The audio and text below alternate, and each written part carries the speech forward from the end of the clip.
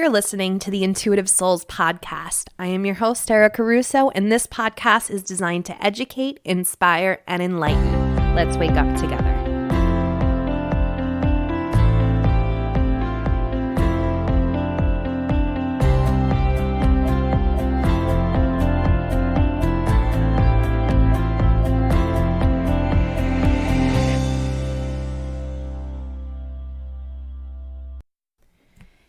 Hey guys, welcome to the show. So in this week's episode, I get to talk to Diana Arguello, and she's the owner of Daydream Discovery, and she is a spiritual mentor and angel therapy practitioner, and she's coming all the way from Australia, so she has an amazing accent on top of a bunch of great tools for any fellow empaths. And our discussion really was kind of a very informative one. She talked about opening up and, how she deals with life being an empath and how she protects herself. So she actually gave a really awesome tool that I started using, and she calls it the zip up method, and that is included in the show. So if you are an empath, definitely give it a listen. It's always good to add another tool to your toolbox. So I hope you guys enjoy the show, and let's get to it. Diana, thank you so much for coming on the show today. Can you tell us a little bit about yourself? Yeah, absolutely. I'm based in Brisbane, Australia. I'm a spiritual mentor for women, an angel therapy practitioner, and intuitive reader. Wow. And so when did you kind of open up to your intuitive gifts? I would say I was born with them. I was lucky enough to have been born into a highly spiritual family, especially on my mother's side. And when I was old enough to start engaging in more deep and meaningful conversations with my grandpa, that was when I noticed I was able to read people a lot easier. And then eventually I found out that I was an empath, and it explained a lot of the reasons why I was highly sensitive to people's energies from childhood. So I think it just kind of gradually appeared the older I got and the more that I embraced spiritual living, basically. Okay, so it wasn't really like a hardcore spiritual awakening for you. It was kind of like it was always there, and you always kind of had doors open to it, and you had access to other spiritual people. So you've always been really on the spiritual side of life. Yeah, absolutely. I feel quite blessed that I was introduced to it from an early age. I've worked with people who have had to experience very intense situations that force them to wake up. So things like car accidents or losing a relationship and really, really heavy stuff. And for me, it absolutely wasn't easy for me either. My problems really came at around high school age, as most people's issues start coming up. Mm-hmm.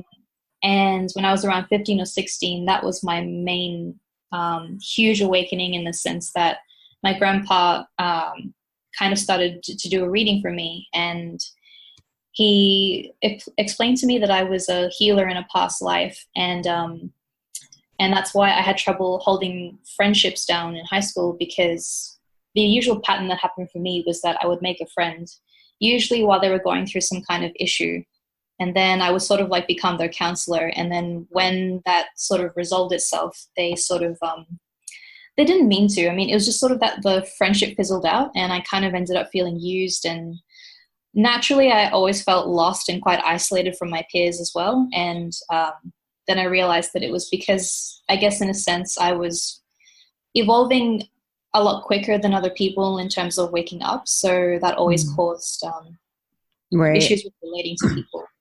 And being empathic doesn't help. Exactly. Yeah. Being on puberty and being an empath. Yes, oh my God. Yes, I can definitely relate to that. I did not know.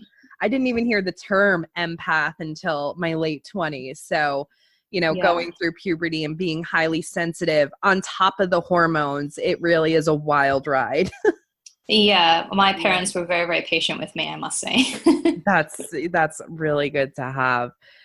Was there anything in particular that really helped you on your journey?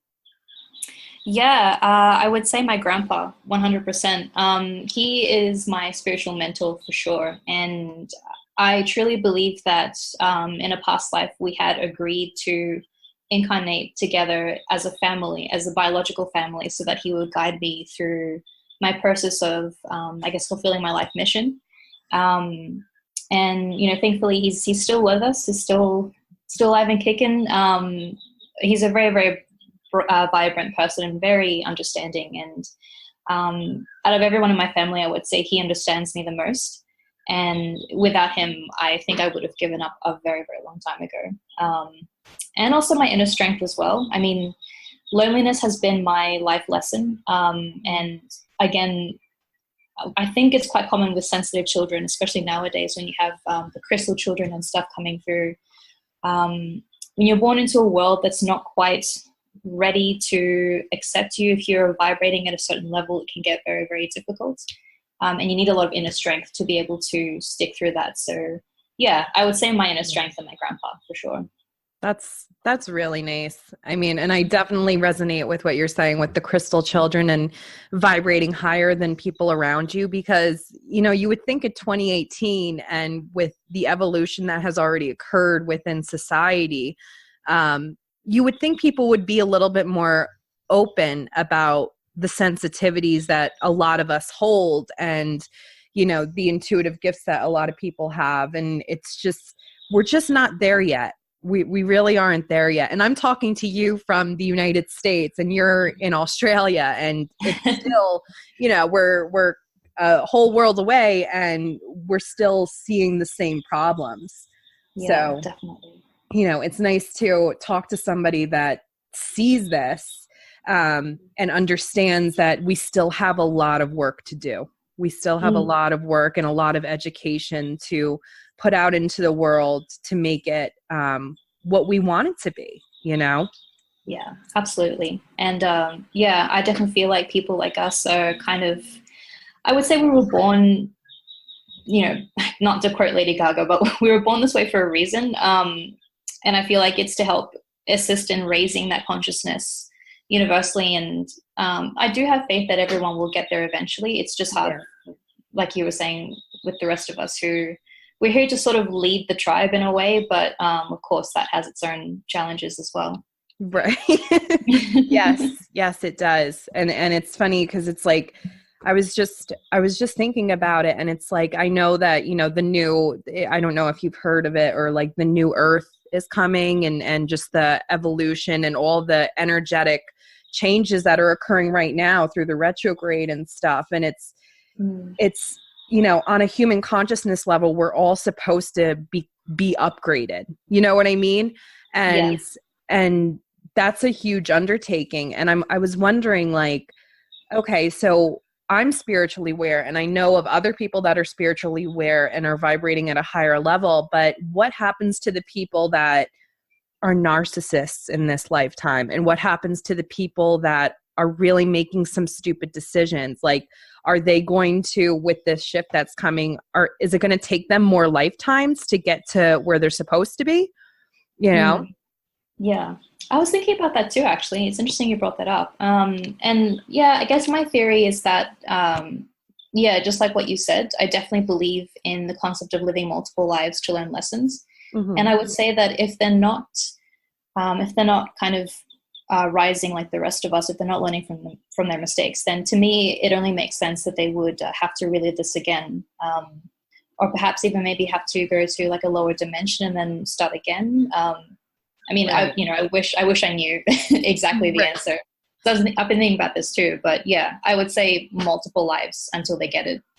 That's what I was thinking. Cause it was, cause everyone's, the age of Aquarius is coming and stuff like that. And we are transitioning into a much higher vibration as a human consciousness. And I'm just thinking to myself, I'm like, but I still know a lot of people that have a lot of learning to do. And I just don't feel like in this lifetime, they're ever going to be that spiritually aware of their path and their purpose and what lessons that they have to learn. Like, is it going to take them multiple other lives to get to where they need to go?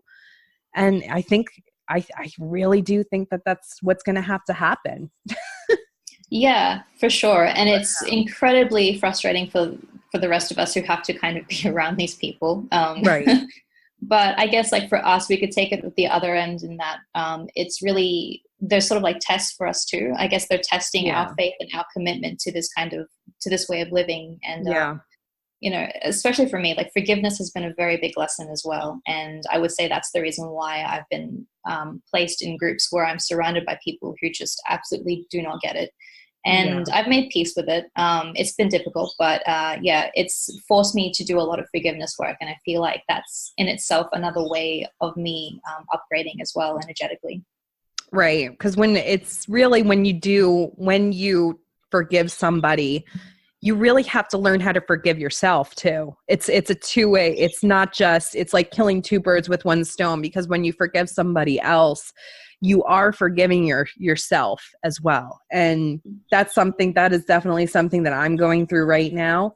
Mm-hmm. And I think honestly, everyone's going to have to go through forgiveness one point in their life where they're going to just have to learn to forgive someone who isn't even sorry, you know? Yes.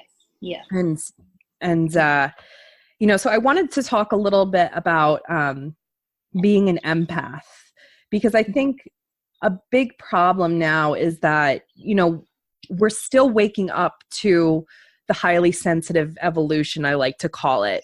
And people, I remember when I was growing up, I was just labeled sensitive. When Me I was too. much younger, I was just sensitive. And then, when I was in my teens and in my preteens, I was just hitting puberty. You know what I mean? And I was just an enraging teenager. And it wasn't until my 20s when I realized that this is something that it's not just me, you know? Mm-hmm. So what were some of the things, like when you were growing up, that you knew you were different from your peers? Um, Good question. I would say, like, for me, the biggest tip off was the fact that I just kept attracting damaged people, for lack of a better word. Mm, In the sense that, yeah, like just people coming to me and just kind of like unloading. Like, I remember one day I was waiting in line for some kind of class. I can't remember what it was. And this girl who I had barely spoken to, like said no more than the hi or whatever for the past year, all of a sudden just came up to me and she just said, I really need to talk to you about, whatever thing she was going through. And it was such deeply personal stuff. And I was just dumbfounded by how comfortable she was. Like, we were complete strangers to each other. And she was, and we were teens as well. And, it was around the time where it was like, it was blasphemy to talk to someone outside of your social group, yeah. and this girl was just doing it just with so much ease, like as if we were sisters or something. And yeah, it was experiences like that that made me realize that I was different, as well as also I noticed that I was really good at predicting our teachers' behavior. Like, I could tell the minute they walked through the door, Mm, if they were having issues at home or what kind of mood they were going to be in. I could tell like how the class was going to happen, in terms of, how the teacher would be, I guess, interacting with us. And it frustrated me that nobody else seemed to understand. And I right. could never figure out why like certain people's behaviors and moods were so obvious to me, to the point that I could feel it, but nobody else could. And then again, Right. that was a really big clue that I was quite different to other people. Yeah. I'm sure it was the Yes. same for you as well. Yeah. That was something that I struggled with too, because there were certain people that came in and out of my I don't want to say a social circle that I just didn't like. I didn't vibe with them. I didn't like them. I didn't trust them. There was something about them. I thought they were, as fake as press on nails, and everybody Mm, else just gravitated towards them, and I sat yes. there angry because I'm like, you guys don't see this? You guys seriously don't see this facade that this person is putting up. And Mm, I lost friends because of it, because I just stuck to, my stubbornness, and I didn't allow people to manipulate me, and yeah. that's also a thing with empaths is, for some reason, we attract, like you said, very broken people, and we also attract, narcissists. Mm. So have you ever had like any sort of like, I don't want to say relationship, but any circumstances with narcissism and empathy? Oh, yes. Oh, Oh, yes. I feel like it's a rite of passage almost for empaths to have this experience at least once with a yes, narcissist. I swear. absolutely. Like, Yeah.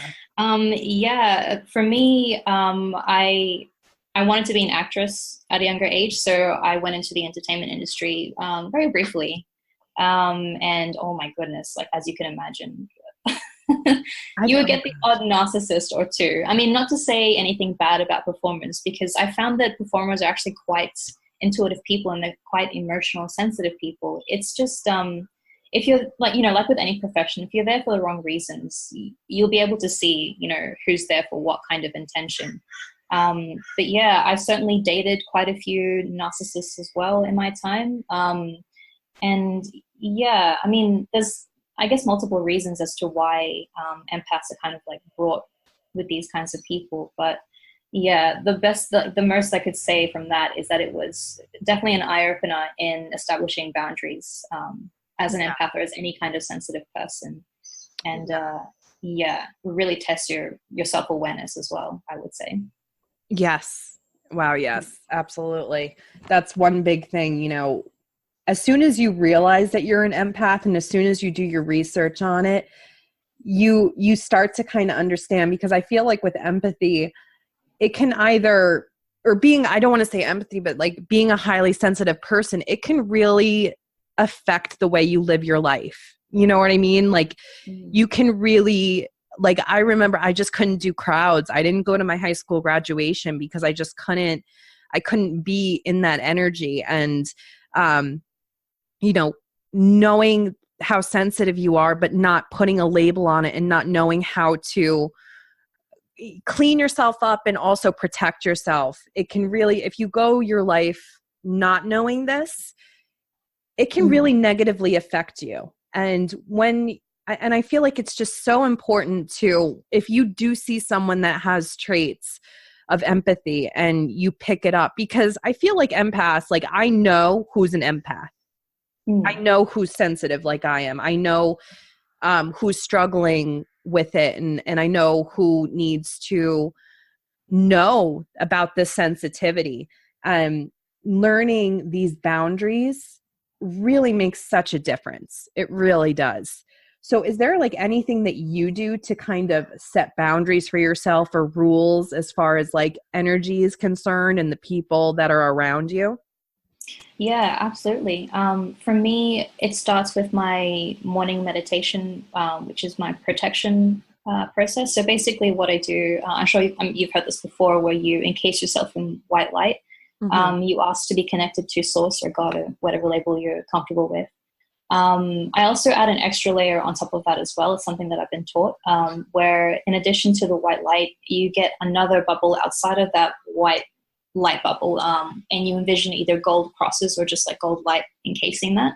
So it's like a double protection. I guess that's more like psychic protection as well. I find that's quite helpful. And another thing that I learned from Rebecca Campbell actually is doing the zip up method. I'm not sure if you're familiar with this, but you kind of take a moment to like zip up your lower chakras before you leave the house, and that's just sort of like protecting your solar plexus mainly. Because I don't know how it is for you, but for me, when I feel someone's energy, whether it be negative or positive, it always activates my solar plexus, and I find like I feel it in my gut, essentially in my stomach. That's the most active of my chakras when I'm interacting with other people. So doing the zip up method really helps with that. I've also, I'm a big fan of crystals, so I usually carry angel stones with me. I absolutely love them, and I do feel really, really comfortable and safe. And there's also the usual cleansing, like, when you come home from a big day, especially if you've been out in a crowd, either physically wash yourself like in a shower or a bath, or sage or palo santo or incense, that kind of stuff. Mm-hmm. I really, really find helps quite a lot. And yeah, it's been pretty good if I'm consistent with it, because there are times where I do slip up, but Mm-hmm. if I am consistent with it, it really does help me. And I find that I'm not as drained at the end of the day as I normally would be. So Okay. I highly encourage people to do that. The zip up method, I never heard of that. Can you talk a little bit more about that so people know how to do it? Yeah. So basically, you're standing and you pretend that you have like a little zip on your sacral chakra, so the bit just above the groin underneath the belly button. Start there, and you just say to yourself, I zip up this energy, I zip up this energy, I zip up this energy. So you drag the zipper all like from the sacral all the way up to your chin, and it's literally like physically as if you're zipping up your chakras. I do it 3 times because that's comfortable for me, but for anyone else, you can do it as many times as you like. I would say do it until you feel 100% protected, until like you feel like it works. Okay. So it's not really a meditation. It's just kind of like a habit of just like pretending to zip up. Exactly. Yeah. Okay. Wow. I never heard of that. And I love that. That's great. I definitely, if you are doing intuitive or psychic work, I feel like I just want to point out that might not be good if you're trying to do intuitive readings, because you want your chakras to be open so that you're able to retrieve any messages or any energy strings. So just keep that in mind. Yeah, definitely. I do this when I want to, like on my day off, or if I have to go to my other job, or if I have to go out, shopping or something. That's my go-to method. So yeah, definitely relate to what you just said. Yeah. Yes, definitely. So, there's so many people that are spiritually waking up right now, and the waking up process is not a pretty one. I mean, in my case, and I know in many other cases, it's really a big self-realization, and it brings up a lot of things that can really be a little scary. So, what are 3 things that you would tell someone who is kind of coming into their own and spiritually awakening? Number 1, trust it. Trust the process. I know how cliche that sounds, but honestly, like, it's not going to make sense for a while. It may do, depending on your own journey, but if things are falling apart in your life right now, but or you have this feeling that it's because it's a awakening that's happening for you, trust that feeling, because it's telling you that for a reason. So trust your instincts, trust your gut, just trust. That's the the best way I can describe it. I would say embrace change as well. Again, can be difficult, but honestly, if you just allow yourself as much as you can to just go with the flow, and also reaching out to people if you can, it will make sense down the track. I can definitely promise that the pieces of the puzzle will come together. But if you're enduring something right now, whether it's some kind of relationship breakdown, or you're changing careers or whatever that may be, just go with it, honestly, and you'll see it really is for the best. And I also want to say, just let go as well. Again, very difficult to do, easier said than done, but if you can just go with it and just let go as much as you can, honestly, it's so much easier than just fighting it or trying to hold on to it, because the more you hold on to it, the more painful the process can be. Right. At least in my personal experience as well. Mm-hmm. Yeah, sometimes holding on, you get so much more damage holding on to a rope than just letting go, Yeah. Yeah. Exactly. And we have to understand that, like, trust me, I know when you are awakening to your soul's purpose, it really is scary. You will question your sanity. You will question, everything that really has happened in your life, and you'll question, everything in your life. And you have to understand that, the universe or God or whatever you want to call it, it's not here to break you. This is not here to break you. Nothing is here to tear you down. It's here to change you, and it's here to heal you, and it's here to make you that much stronger. And, I really like what you said with just trusting the process, and just try to embrace it. Try to have fun with it. Try to